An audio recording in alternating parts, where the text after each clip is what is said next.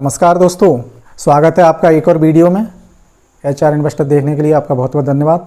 आशा करता हूँ आप स्वस्थ होंगे, अच्छे होंगे। दोस्तों, आज के वीडियो में बात करेंगे फाइलकॉन की, क्योंकि कई दोस्तों ने कमेंट करके और इंडिविजुअली ये रिक्वेस्ट किया था कि सर फाइलकॉन का रिव्यू करिए, फाइलकॉन पे एक वीडियो बनाइए। तो आज हम फाइलकॉन का वीडियो लेके आए हैं, फाइलकॉन का रिव्यू करेंगे। दोस्तों, जब फाइलकॉन की बात आती है तो उसके साथ दो कॉइन की बात होना बहुत ज़रूरी है। एक है वेट बीचेन और दूसरा है BTTC, जो हमारा न्यू BTTC आया है, ओल्ड को चेंज होके। इन दोनों कॉइन की भी साथ में बात करेंगे, लेकिन क्योंकि दोनों का यूज केस मिलता जुलता है और आप यूज केस देखें सबसे पहले। अच्छा, वीडियो में हम क्या करेंगे, सबसे पहले फाइलकॉन की हिस्ट्री के बारे में बताएंगे। हमारा फुल रिव्यू फाइलकॉन का होगा, लेकिन साथ ही साथ हम कंपैरिजन करेंगे BTTC से और बीचेन से। सबसे पहले हम फाइलकॉन की हिस्ट्री पर जाएंगे, हिस्ट्री के बाद उसके यूज केस की बात करेंगे और यूज केस के बाद हम ये रीज़न बताएंगे, रीज़न बताने का प्रयास करेंगे कि ये बहुत दिनों से इसका प्राइस है वो डंप क्यों है, ये प्राइस क्यों उठने का नाम नहीं ले रहा। हमारे बहुत सारे साथी, यहाँ तक मैं भी फाइलकॉन को बहुत ऊँचे प्राइस पर खरीद चुके हैं और अब हम इस इंतज़ार में हैं कब ये फ़ायदा दे या कब उस अपने प्राइस पर लौटे जिस पे हमने ख़रीदा है, तो हम इसको सेल करें, इसमें से निकल पाएँ। उससे पहले चलते हैं डिस्क्लेमर पर। दोस्तों, मैं कोई फाइनेंशियल एडवाइज़र नहीं हूँ, मैं वीडियो एजुकेशनल पर्पज़ से बना रहा हूँ। क्रिप्टो मार्केट बहुत ही वोलेटाइल, रिस्की है, सोच समझकर इन्वेस्टमेंट करें और इन्वेस्टमेंट से पहले अपना रिसर्च जरूर करें। और दोस्तों, खास बात यह कि स्कैमर से भी सावधान रहें। दोस्तों, सबसे पहले इसके इतिहास की बात करते हैं। जुलाई 2014 में ये लॉन्च हुआ। जॉन बेनेट इसके फाउंडर हैं, CEO हैं। कैलिफोर्निया में इसका मुख्यालय बना हुआ है और प्रोटोकॉल लैब्स ने इसको डेवलप किया है। प्रोटोकॉल लैब्स इसके साथ बहुत सारी चीज़ों को क्रिएट करती रहती है, इम्प्लीमेंट करती रहती है। दोस्तों, 2020 में, अक्टूबर 2020 में इसका मेन नेट आया है। तब से लेकर अब तक इसके साथ कोई बड़ा इवेंट नहीं हुआ है। ये एक आश्चर्य करने वाली चीज़ है कि इसके साथ कुछ भी बड़ा इवेंट उसके बाद से नहीं हुआ है। दोस्तों, अब बात करते हैं इसके यूज केस की। यूज केस क्या है? हम जानते हैं वेब 3 का कॉइन है। वेब 3 में वेब से रिलेटेड जितने भी क्रियान्वयन हैं, जितने भी प्रोसेसिंग है, वो सब आती है। हम जानते हैं वेब 3 का आज भी महत्व है और आने वाले समय में और भी महत्व बढ़ता जाएगा। ये कॉइन इंटरप्लानेटरी सिस्टम, जिसको हम कहते हैं IPFS, इंटरप्लानेटरी फाइल सिस्टम के टॉप पर इसको बिल्ड किया गया है, जो कि डिसेंट्रलाइज्ड नेटवर्क पर डाटा को स्टोर करने और डाटा को शेयर करने का काम करता है। दोस्तों, यहाँ बात मुख्य रूप से ये है कि डिसेंट्रलाइज्ड, सेंट्रलाइज्ड रूप से तो डाटा बहुत सारी कंपनियां हैं वो स्टोर करती हैं। आपने गूगल क्लाउड सुना होगा, आपने माइक्रोसॉफ्ट सुना होगा, ये भी डाटा को स्टोर करते हैं। हम जिस जीमेल को यूज करते हैं वो गूगल उस डाटा में स्टोर करता है। जीमेल पर हम कोई भी चीज़ डाल देते हैं तो गूगल उन चीज़ों को स्टोर करता है। बट दैट इज सेंट्रलाइज्ड, वो सेंट्रलाइज्ड प्रोसेस है। अब जो हमारा फाइलकॉन है वो डिसेंट्रलाइज्ड तरीके से हमारा जो नेटवर्क बेस्ड डाटा है, वेब बेस्ड डाटा है, उसको स्टोर करता है और शेयर करता है। इसमें कोई भी यूजर बहुत ही लो प्राइस पर, बहुत ही कम कीमत पर अपनी फाइल्स को स्टोर कर सकते हैं। कर वही सकते हैं जिनके पास फाइलकॉन हो। फाइलकॉन होंगे वो लोग बहुत ही कम कीमत पर अपनी फाइल को बहुत ही कम रेंट पर, कहने का मतलब किराए पर या रेंट पर अपनी फाइल को स्टोर कर सकते हैं। फाइलकॉन ये भी काम करता है कि उस फाइल को करेक्ट तरीके से स्टोर करता है। कभी कभी देखा होगा हम कंप्यूटर पर फाइल को सेव करते हैं, लेकिन हमारी फाइल सेव तो हो जाती है, लेकिन जब दोबारा खोलते हैं फाइल तो वो फाइल नहीं खुलती, क्यों? फाइल करप्ट हो जाती है। लेकिन जो भी फाइल हम फाइलकॉन के द्वारा इस नेटवर्क पर सेव करेंगे, इस नेटवर्क पर स्टोर करेंगे, वो करप्ट नहीं होगी, करेक्टली सेव होगी। ये काम भी फाइलकॉन करता है। यूजर के लिए एक सुविधा और मिलती है, वो सुविधा ये मिलती है कि कोई भी यूजर स्पीड के अकॉर्डिंग और प्राइस के अकॉर्डिंग, कीमत के अकॉर्डिंग अपने डाटा को स्टोर कर सकता है। कहने का मतलब हमारी बहुत बड़ी फाइल है तो हमें स्टोर करने के लिए कौन सी स्पीड मिल रही है ताकि हमारी फाइल बहुत जल्दी स्टोर हो जाए, और उसकी कीमत क्या है। क्योंकि इस नेटवर्क पर जो सर्विस प्रोवाइडर हैं, जो स्टोरेज प्रोवाइडर हैं, वो अलग अलग कीमत स्पीड के अकॉर्डिंग उनकी अलग अलग कीमत है, अलग अलग उनका रेंट है।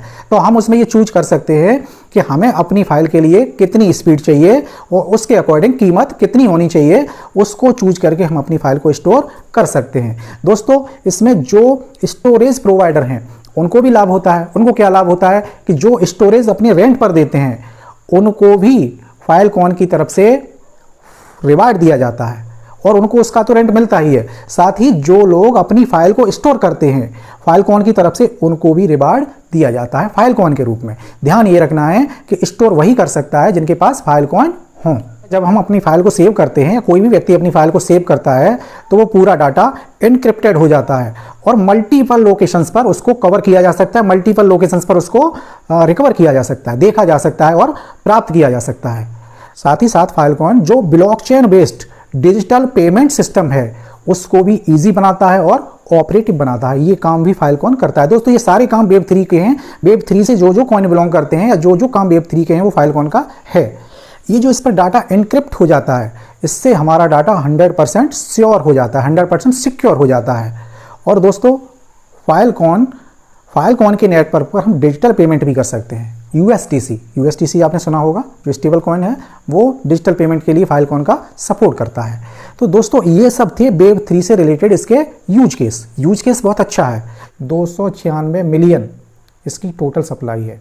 और दोस्तों जब किसी कॉइन की टोटल सप्लाई कम होती है तो उसको अधिक प्राइस पर जाने में बहुत बड़े मार्केट कैप की ज़रूरत नहीं होती है, और अगर टोटल सप्लाई ज़्यादा है तो बहुत बड़े मार्केट कैप की ज़रूरत होगी। तो ये पूरा सर्कुलेशन में है, यहाँ देखिए पूरा सर्कुलेट हो चुका है। तो 1.6 बिलियन तो काफ़ी बड़ा मार्केट कैप है इसका। ये माइनेबल है, माइन कर सकते हैं हम इसको। इसकी अपनी खुद की ब्लॉकचेन है। साथ ही साथ ये इथेरियम, BSC, अन्य कुछ और ब्लॉकचेन्स हैं उन पर भी रन कर रहा है। 5.43 इसका आज का प्राइस है। ऑल टाइम हाई रहा है 1 अप्रैल को। लिस्टिंग की बात करें तो देखिए 152 एक्सचेंज पर लिस्ट है। ये अपने आप में एक पॉजिटिव चीज़ है। कॉइन मार्केट कैप के डेटा के अकॉर्डिंग ये ऑल टाइम हाई जो रहा है वो है $237 और ऑल टाइम लो रहा है वो है $1.83। लेकिन इसका प्राइस पंप क्यों नहीं कर रहा? बहुत दिन हो गए, उम्मीद के मुताबिक लोगों की अपेक्षाओं के अनुरूप या मेरी भी अपेक्षाओं के अनुरूप सब कुछ नहीं हो रहा। इसके बाद बीचेन और बिटटोरेंट दोनों लॉन्च हो गए। तो जो काम ये करता है वही काम वो करते हैं। तो एक ही सेक्टर में या एक ही सेगमेंट में या ये कहें एक ही तरह के काम करने वाले कई कौन हैं, इनके अलावा भी कौन हैं जो वेब 3 पे काम करते हैं, लेकिन ये कॉइन थोड़े लाइटेड हैं, बीचेन और अच्छे यूज केस हैं इसी की तरह उनके भी। तो ये एक तो कंपटीटर के रूप में आ गए।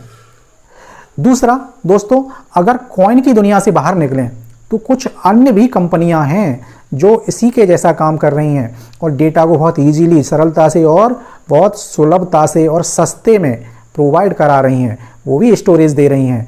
तो इस कारण से इसका महत्व थोड़ा कम हुआ या ये लोगों की नज़र में थोड़ा कम होने लगा, या लोगों को लगा कि ये जो कर रहा है वही तो और भी कर रहे हैं, इसलिए ये कॉइन थोड़ा सा कहना चाहिए लाइट से बाहर हो गया, ट्रेंड से बाहर हो गया। यही रीज़न है कि ये जैसे जैसे धीरे धीरे गिरता रहा, ये बढ़ने का नाम नहीं लिया। दोस्तों इसके साथ साथ इसकी जो टीम है, इसके जो फाउंडर हैं, उन्होंने भी कोई ऐसा इवेंट नहीं किया कि इसको प्रमोट करें और इसके लिए कुछ ऐसा काम करें कि ये कुछ करे, कुछ इम्प्रूवमेंट करे। लेटेस्ट बात करें तो एक वेल्स जिसको कहा जा सकता है विविड थ्रू नाम की एक प्रोडक्शन कंपनी है जिसने जनवरी 2022 में $6 मिलियन का फाइलकॉन में निवेश किया है। ये एक पॉजिटिव चीज़ है। जिसके अलावा दोस्तों हाल फिलहाल की स्थितियां इस तरह की हैं कि कोई बहुत अच्छा इवेंट या बहुत अच्छा प्रयास इस कॉइन को इम्प्रूव करने के लिए, इस कॉइन को थोड़ा जंप देने के लिए नहीं किया जा रहा है। दोस्तों इसकी जो कंपटीटर कंपनियां हैं जो मार्केट में उपलब्ध हैं वो मैं बताता हूं आपको कौन कौन सी हैं। एक सॉलिड कंपनी है और एक नाइस एस है और एक माइनर गेट है और जी माइनर, इकोस डिफाई, हैश प्लेयर और मोबाइल माइनर। ये इस तरह की कुछ कंपनियां मार्केट में हैं जो इसकी बहुत ज़बरदस्त, बहुत ही बड़ी प्रतिद्वंदी कंपनी है, कंपटीटर है एक तरह से। इसका काम छीनने का काम कर रही हैं। बहुत ज़्यादा चीज़ें इसकी हमें उपलब्ध भी नहीं है। नेट पे हम सर्च करें या कहीं भी सर्च करें तो बहुत ज़्यादा इसके बारे में नहीं है, क्योंकि ट्रेंडिंग में नहीं है, तो बहुत ज़्यादा चीज़ें इसके बारे में कहीं नहीं हमें इस समय मिल पा रही हैं दोस्तों। जितना डेटा उपलब्ध था उसके आधार पर मैंने ये रिव्यू किया है। कुल मिलाकर बात वही है कि मार्केट का डंप होना और इसका ट्रेंडिंग में ना होना, आउट ऑफ ट्रेंड हो जाना, इसके कंपटीटर मार्केट में बहुत ज़्यादा आ गए हैं, जैसे बीचेन है, बिटटोरेंट है, और भी हैं, और साथ ही साथ 6-7 और अन्य कंपनियां आ गई हैं जो इसी के जैसा यूज केस लेकर आई हैं और इससे सस्ता भी डेटा प्रोवाइड, इससे सस्ता भी स्टोरेज प्रोवाइड करा रही हैं। तो इन सब के कारण इस कॉइन की, और साथ ही साथ इसके जो फाउंडर हैं उनकी तरफ से भी निष्क्रियता, उनकी तरफ से भी कोई इस तरह का कार्य न करना, कोई इवेंट न करना, ये सब कुल मिलाकर चीज़ें हैं जिनके कारण कॉइन ये पंप नहीं कर पा रहा है और ऐसी स्थिति में है। लेकिन दोस्तों परेशान मत होइए, जैसे ही मार्केट थोड़ा सा अप जाएगा तो निश्चित ही जिस प्राइस पर हमने इसको खरीदा है उस प्राइस से हम अच्छे प्राइस में इसको सेल कर सकते हैं। पेशेंस रखें। तो ये कुछ रीजन्स हैं दोस्तों, इसलिए इस कॉइन से वेल्स हों, चाहे इन्वेस्टर हों और चाहे इसके फाउंडर हों, वो भी इसमें ऊर्जा नहीं भर पा रहे हैं, क्योंकि वो उनमें भी उत्साह नहीं रहा है, क्योंकि इसके जैसा काम बहुत सारी कंपनियां करने लगी।